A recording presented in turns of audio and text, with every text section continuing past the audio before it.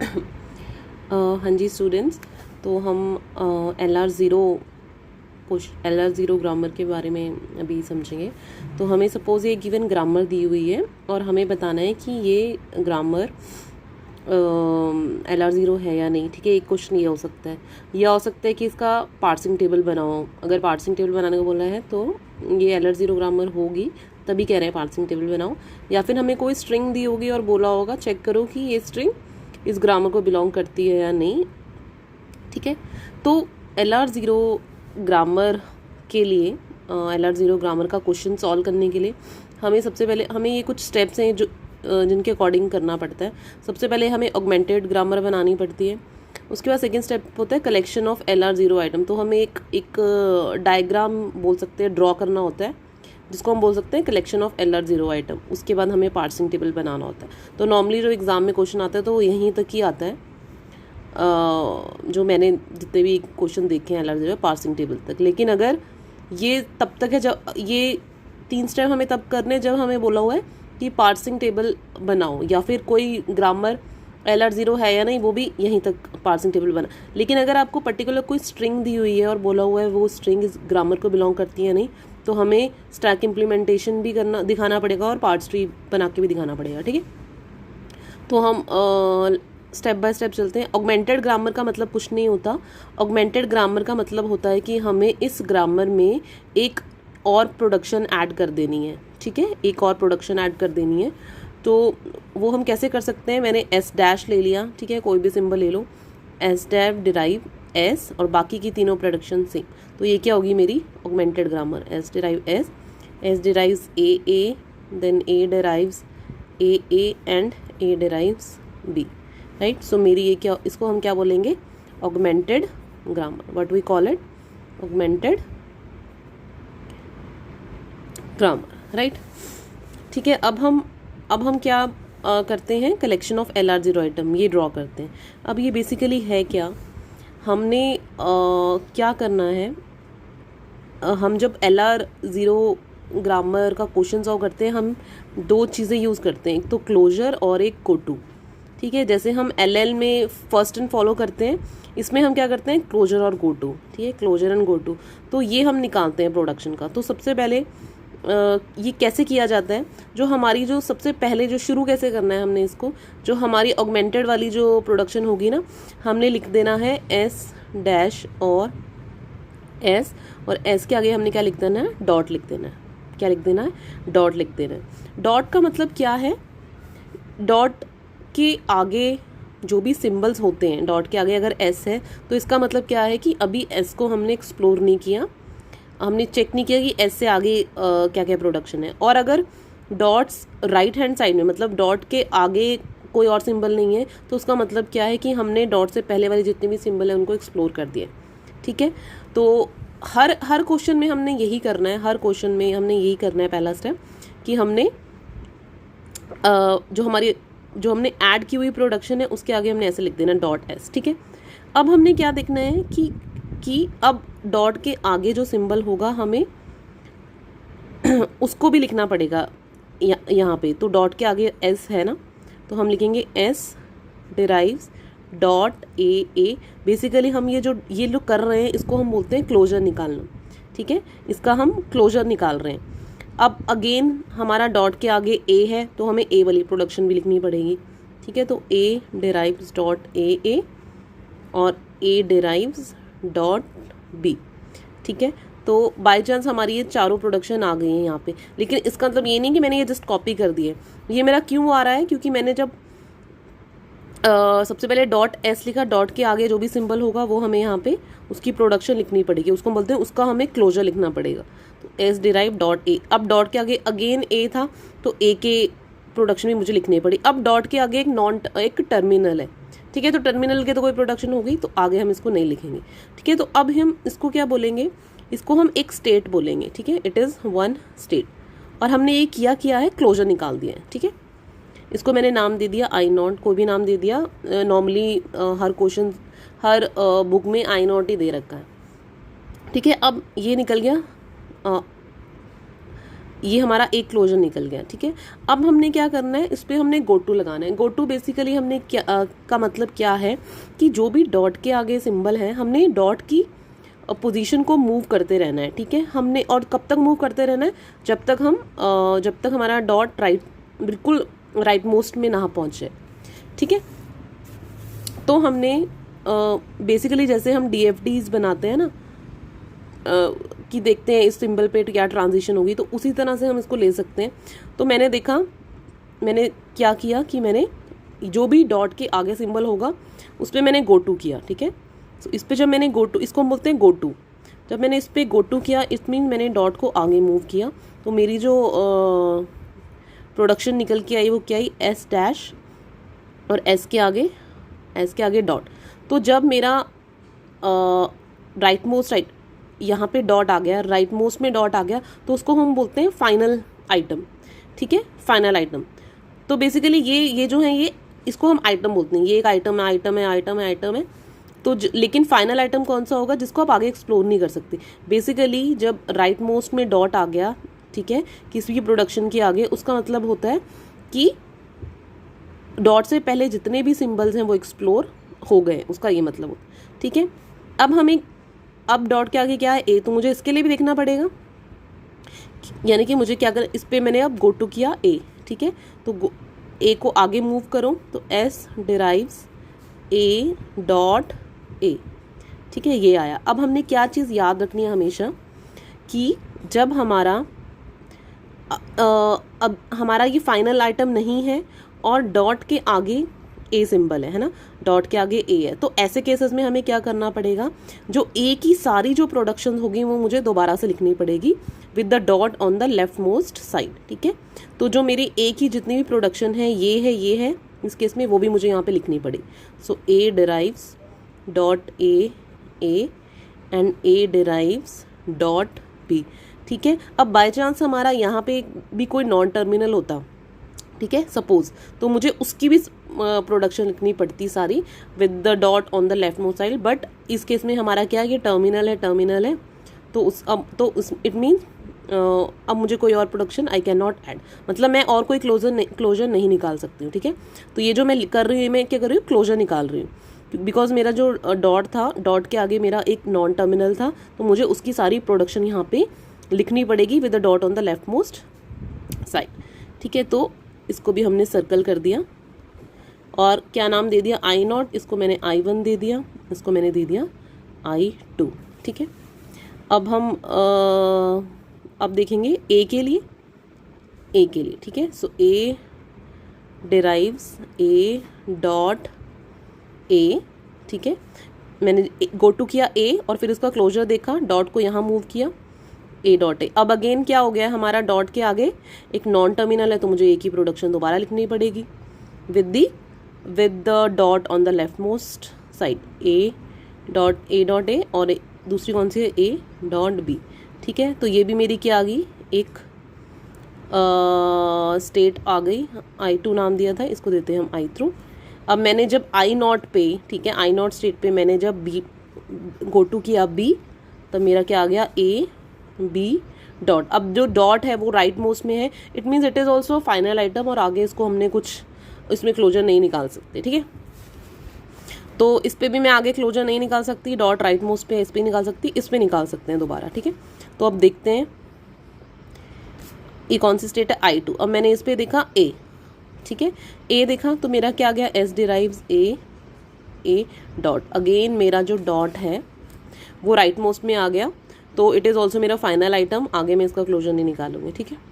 और अब हम किस में देखेंगे, इस ए पे, राइट। सो जब मैंने ए पे देखा, ए डॉट है, ठीक है, डॉट के आगे ए है, तो मुझे सारी प्रोडक्शन लिखनी पड़ेगी, ए डिराइव्स ये वाली, ये दोनों dot A and A derives dot B. अब देखो ये और ये दोनों सेम है ना, तो इंस्टेड ऑफ मैं ये दोबारा लिखूँ, मैं क्या करूँगी, ये दोबारा ना लिखते हुए मैं ए ऐसे दिखा दूंगी कि जब मैंने इस पे ए अप्लाई किया, आई एम रीचिंग I3, ठीक है। सिमिलरली जब मैं इस पे बी अप्लाई करूँगी, इस I2 स्टेट में जब मैं बी अप्लाई करूँगी, where I will reach A derives B dot, है ना। तो मैं कहाँ पहुँचूँगी, इस वाली स्टेट में। इस स्टेट का हमने कुछ नाम दिया था, I1 I2, ये I3, ये मेरी होगी I4। तो इंस्टेड कि मैं एक नई स्टेट बनाऊँ, व्हाट आई विल डू, मैं यहाँ से इसको ऐसे दिखा दूँगी, ठीक है। सो जब हम इस पे बी अप्लाई कर रहे हैं I2 वाली स्टेट पे, आई एम रीचिंग I4, ठीक है। हाँ जी, क्लियर है। तो ये तीनों स्टेट हमारी क्या होगी, ये तीनों होगी हमारी कवर हो गई। अब ये वाली देखते हैं, ठीक है। ए डिराइव्स ए डॉट ए, ठीक है, ए डिराइव्स ए डॉट ए। सो जब मैंने यहाँ पे ए अप्लाई किया, where I am reaching A derives A dot, I am reaching, ये हमारा फाइनल आइटम आ गया। तो अगेन इसका एक ये स्टेट बन गई। अब जब मैं इसमें अप्लाई करूँगी ए, ठीक है, जब मैंने इस पर ए अप्लाई किया, स्मॉल ए अप्लाई किया, तो क्या आएगा मेरा, ए डिराइव्स ए डॉट ए, और उसके बाद ए की सारी प्रोडक्शन, क्योंकि ए से पहले डॉट आ जाएगा, यानी कि ये दोनों प्रोडक्शन। तो देखा जाए इस स्टेट में जब मैं ए अप्लाई करूँगी तो ये तीनों प्रोडक्शन ही वापस आ रही हैं। तो मैं क्या करूँगी, इस पर क्या लगा दूँगी, मैं सेल्फ लूप लगा दूँगी, ठीक है। इस पर मेरी आ जाएगी सेल्फ लूप। और जब मैं इस पर बी अप्लाई करूँगी तो आ जाएगा ए डिराइव्स बी डॉट, तो आई विल रीच हेयर। जब मैं इस पर बी अप्लाई करूँगी तो सारी स्टेट को हमने नाम दे देना है, ठीक है। I0, I1, I2, I3, I4, ये मेरी आ गई थी I5 आ गई, और ये आ गई मेरा I6। तो इसी को हम क्या बोलते हैं, collection of, canonical collection of LR0 items, ठीक है। तो ये सारे हमारे LR0 आइटम्स है, ठीक है। और ये क्या, ये क्लोजर जिसपे गो टू लगाया, ठीक है, closure go to, closure go to. So हमने इन सबको क्या नाम दे दिए, इनको नाम दे दिए, स्टेट्स के हमने नाम दे दिए। So this is go to, this is closure, closure closure closure and so on. And ये एक एक क्या है, हमारे LR0 आइटम है, LR0 आइटम। और फाइनल आइटम्स कौन से हैं, फाइनल आइटम्स कौन से हैं, जो जिसमें हमारा जो डॉट है वो राइट मोस्ट में, it means we can not further explore that, ठीक है। तो ये हमारा बन गया collection of, canonical collection of LR0 item. और उसके बाद हमने क्या था, हमने पार्सिंग टेबल बनाना था। अब पार्सिंग टेबल बनाने के लिए हमने क्या करना है, ठीक है, पार्सिंग टेबल बनाने के लिए हमने एक लिखना है एक्शन, और एक होता है हमारा गो टू, ठीक है। एक्शन के अंदर हमारे सारे आ जाएंगे टर्मिनल, गो टू में आ जाएंगे हमारे नॉन टर्मिनल, हमारी इस प्रोडक्शन के, ठीक है, इस प्रोडक्शन के, राइट। सो हमारे कौन कौन से हमारे टर्मिनल इसमें यूज हुए हैं, ए एंड बी, ठीक है। सो ए एंड बी, और इसके आगे हमारा एक लग जाएगा डॉलर, ठीक है। और नॉन टर्मिनल हमारे कौन कौन से यूज हुए हैं, एस और ए यूज हुए हैं, ठीक है, ये हो गया। उसके बाद हमने यहाँ पे जो हमारी स्टेट्स आई है ना, I0, I1, वो हमने लिख दी है, I0, I1, I2, I3, I4, I5 and I6, okay, right.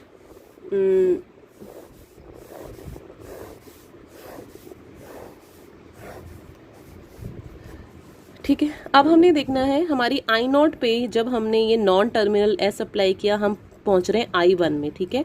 So I0 पे एस अप्लाई किया, वी आर रीचिंग I1। तो यहाँ पे मैंने एस के आगे लिख दिया 1, राइट। सिमिलरली जब मैं I0 पे कैपिटल ए अप्लाई कर रही हूँ, मैं पहुंच रही हूँ I2 पे, तो मैंने यहाँ पे लिख दिया 2, ठीक है, 2। और जब मैं I0 पे अप्लाई कर रही हूँ टर्मिनल ए, ठीक है, तो आई एम रीचिंग I3। तो यहाँ पे हम ऐसे नंबर नहीं लिखेंगे, हम लिखेंगे S3, ठीक है। बेसिकली S3 का क्या मतलब होता है, शिफ्ट, ठीक है, S3। और जब I0 पे बी अप्लाई कर रही हूँ, आई एम रीचिंग I4, तो यहाँ पे मेरा क्या आ जाएगा, S4, राइट, क्लियर है। अब देखो ये जो I1, उसके बाद हम नेक्स्ट स्टेट में, हर एक स्टेट में जाएंगे। अब जो मेरी I1 वाली स्टेटमेंट है, पहले ये जो मेरा फाइनल आइटम है, ठीक है। और अगर आप देखो ये वाली हमारी कौन सी ग्रामर थी, ऑगमेंटेड ग्रामर, ठीक है। तो हमने हर क्वेश्चन में, LR0 के हर क्वेश्चन में ऐसा होगा कि जो हमारी ऑगमेंटेड वाली ग्रामर होगी उसके आगे हमने डॉलर के अंडर लिखना है एक्सेप्ट, ठीक है, एक्सेप्ट, ठीक है। तो ये एक एक्चुअली ये एक ऑगमेंटेड ग्रामर है, एक स्पेशल प्रोडक्शन है, तो उसको हमने स्पेशली ट्रीट किया, हमने उसके आगे लिख दिया एक्सेप्ट, कहाँ, डॉलर के नीचे। अब जाते हैं आगे, I2 पे जब आप ए अप्लाई कर रहे हो, आप कहाँ पहुँच रहे हो, I5, ठीक है। तो यहाँ पे आ जाएगा मेरा 5, ठीक है, ए के अंडर। और जब मैं इस पर स्मॉल ए अप्लाई कर रही हूँ तो आई एम रीचिंग I2 पे। जब मैं स्मॉल ए अप्लाई कर रही हूँ मैं पहुँच रही हूँ S3 थर्ड पे। जब मैं B अप्लाई कर रही हूँ तो मैं पहुँच रही हूँ S4 पे। सिमिलरली I3 के लिए हमारा कोई कैपिटल ए है, हाँ जी है, तो I6 I3 पे। ए में जब मैंने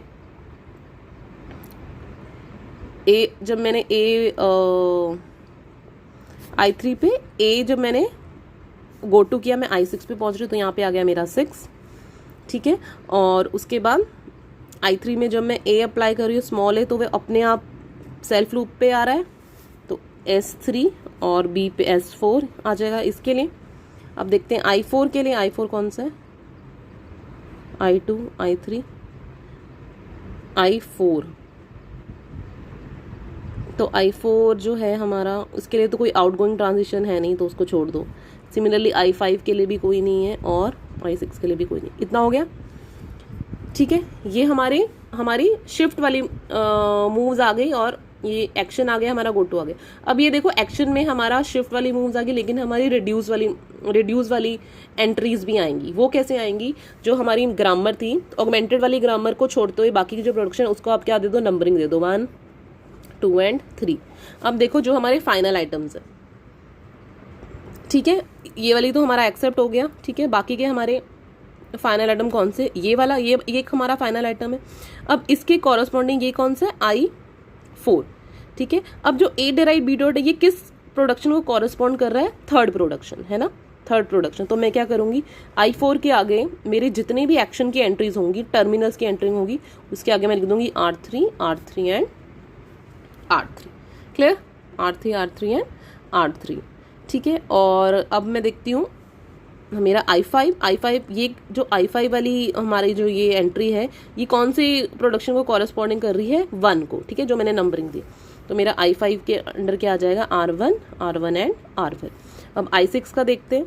I6 ये कौन सी वाली प्रोडक्शन को कॉरस्पॉन्ड कर रहा है? दूसरी, सेकंड में नाम दिया है मैंने, तो ये मेरे आ गया R2। तो बेसिकली ये S में मीन शिफ्ट और R मीन्स रिड्यूस, ठीक है। तो ये मेरा एक पार्सिंग टेबल बन गया, ठीक है। तो ये हमारा, ये जो हमारी ग्रामर है ये हमारी LR0 ग्रामर है। अगर ये क्वेश्चन पूछेगा तो we will say yes it is our LR0 grammar, क्योंकि हमारी कोई भी ऐसा सेल नहीं है जिसमें हमारी 2 एंट्रीज आ रही हो, ठीक है। हर एक सेल में हमारी 1 एंट्री आ रही है, लेकिन अगर हमारे सेल में 2 एंट्रीज आ रही हैं एक्शन वाले में, ठीक है, गो टू में तो नहीं आएगी, एक्शन वाले में अगर 2 एंट्रीज आ जाए, ठीक है, यानी कि S भी आ जाए और R भी आ जाए, उसको बोलते हैं SR कॉन्फ्लिक्ट। क्या बोलते हैं? SR conflict. या फिर 2 RR आ जाए, उसको बोलते हैं RR कॉन्फ्लिक्ट। तो वो मेरी LR0 ग्रामर नहीं होगी, ठीक है। और SS कॉन्फ्लिक्ट अभी नहीं आता, या तो SR आता है या RR आता है, ठीक है। ऐसा हो सकता है किसी क्वेश्चन में आपका एक सेल में 2 एंट्रीज आ जाए, तो वो या तो SR होंगी या RR होंगी। अगर SR होंगी तो SR कॉन्फ्लिक्ट है, RR होगी तो RR कॉन्फ्लिक्ट है, बट ऐसा इसमें तो हो नहीं रहा। तो ये जो हमारी ग्रामर है वो हमारी LR0 ग्रामर है, ठीक है। तो नेक्स्ट वीडियो में हम देखेंगे कि हमें इसी वाले क्वेश्चन के लिए हम देखेंगे कि हमें कोई स्ट्रिंग दे रखी है। पार्सिंग टेबल निकालने के बाद हमने चेक करना है कि क्या वो स्ट्रिंग हमारी ग्रामर को बिलोंग करती है या नहीं, ठीक है। वो हम देखेंगे नेक्स्ट वीडियो में, बिकॉज जो वीडियो है मेरी बहुत ज़्यादा लॉन्ग हो रही है।